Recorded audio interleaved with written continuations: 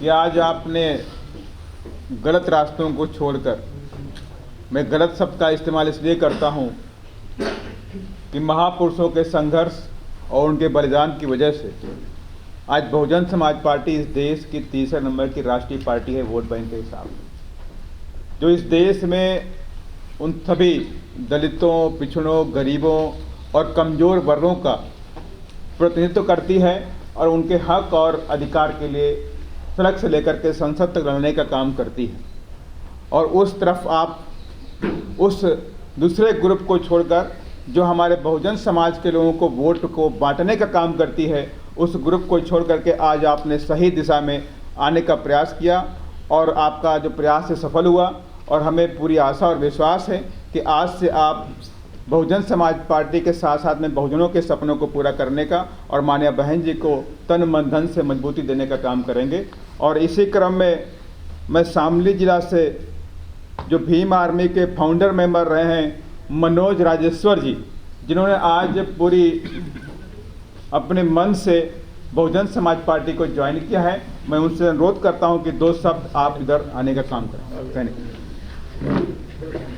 धन्यवाद अध्यक्ष जी। परम आदरणीय बुद्ध भगवान,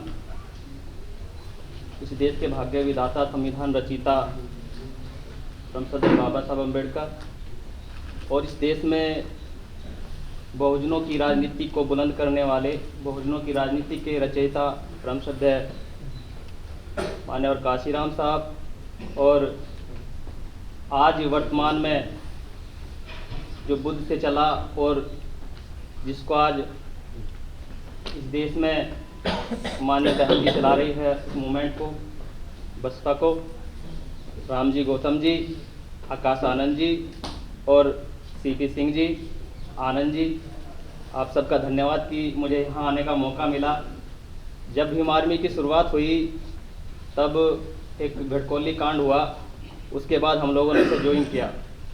तब सब्बीरपुर का कोई नाम नहीं था और चंद ही लोग चंद्रशेखर को जानते थे। उसके बाद हमने शामली के अंदर एक बहुत बड़ा जलसा निकाल करके 6 दिसंबर को बहुत बड़ा प्रोग्राम किया और पूरी शामली में संदेश गया कि भाई जितने युवा साथी है उनमें जागरूकता आई है। उसके बाद सब्बीरपुर के कांड के बाद हम लोग इतने सक्रिय हुए कि हर साथी, युवा साथी अपने अपने मन से हर गांव में, हर जगह भीम आर्मी बनाकर बैठ गया, लेकिन उद्देश्य किसी को नहीं पता था कि जाना कहाँ।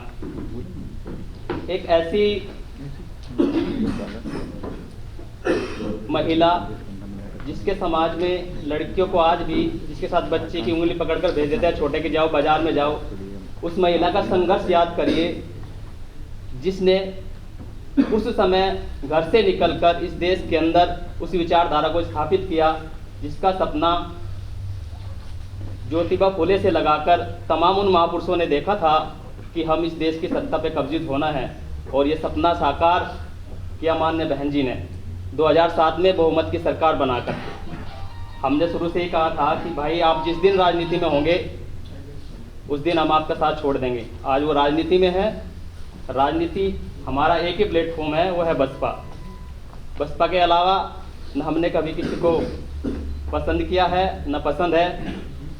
हमारे पुरखे बसपा में गए, हम भी आज बसपा में हैं। कोई लालच या इसकी वजह से नहीं, क्योंकि बसपा हमारे खून में है, इस वजह से हम लोग बसपा में हैं। और उसका कारण भी यही है कि आज हम यहाँ खड़े हैं। ये कारण भी यही है कि जब चोट लगती है तो माँ बाप की याद आती है, और बस बसपा ने हमें प्रदेश के अंदर, देश के अंदर वैसे ही संभाला है जैसे माँ बच्चों को संभालती है। उसी विचारधारा से प्रेरित होकर के आज मैं तमाम साथियों के साथ, शामली जिले के जितने लोग हम साथी जुड़े थे उन सब के साथ आज हम लोग, जब हमको राजनीति करनी है, हमको सारी चीज़ें चलानी है, तो क्यों ना उसी पेड़ को मजबूत किया जाए जो पेड़ महापुरुषों ने लगाया था। उसी पेड़ को क्यों ना सींचा जाए, उसी पेड़ को क्यों ना बढ़ाया जाए, जिसको उगाने के लिए, बढ़ाने के लिए हमारे संतों, महापुरुषों, गुरुओं और यहाँ तक कि आज हम तीसरी पीढ़ी, चौथी पीढ़ी में हैं, हमारे पूर्वजों ने अपनी कुर्बानियाँ दी है। उसी चीज़ से प्रेरित होकर हम आज सब लोग बसपा में विलय करते हैं और अध्यक्ष जी आपको आश्वस्त करते हैं कि आने वाला समय 2022 हम बसपा के लिए जी जान तन मन धन से हर वो काम करेंगे जिसके लिए प्रदेश में 5वीं बार बहन जी को दोबारा मुख्यमंत्री बनाया जाए।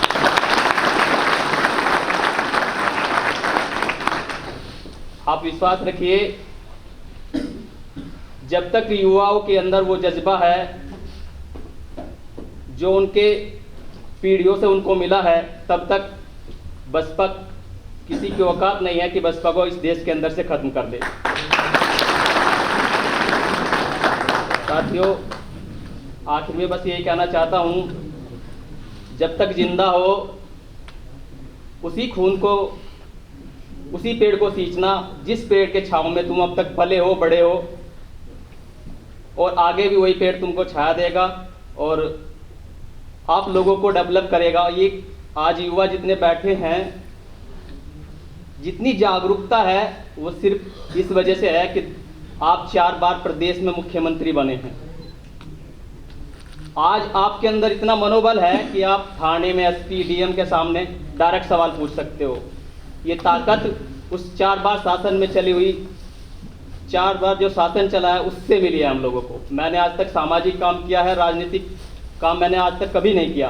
फिर मैंने सोचा कि जब लोग संगठन बनाते हैं, संगठन बनाने के बाद भीड़ इकट्ठा करते, भीड़ इकट्ठा करने के बाद उसको फिर बेचने का काम करते हैं, इससे अच्छा है कि ये चीज़ें ना कर करके जब आपको राजनीति ही करनी है और हमारे पास इतना अच्छा प्लेटफॉर्म है, आप अपना भविष्य वहाँ बनाओ, वहाँ आपका भविष्य है। दूसरी जगह आपको दरी बिछाने के लिए और इन सारी चीज़ों के लिए इस्तेमाल किया जाता है, उसके अलावा आप लोगों के पास कुछ नहीं होता और आपको फिर यूज करके फेंक दिया जाता है।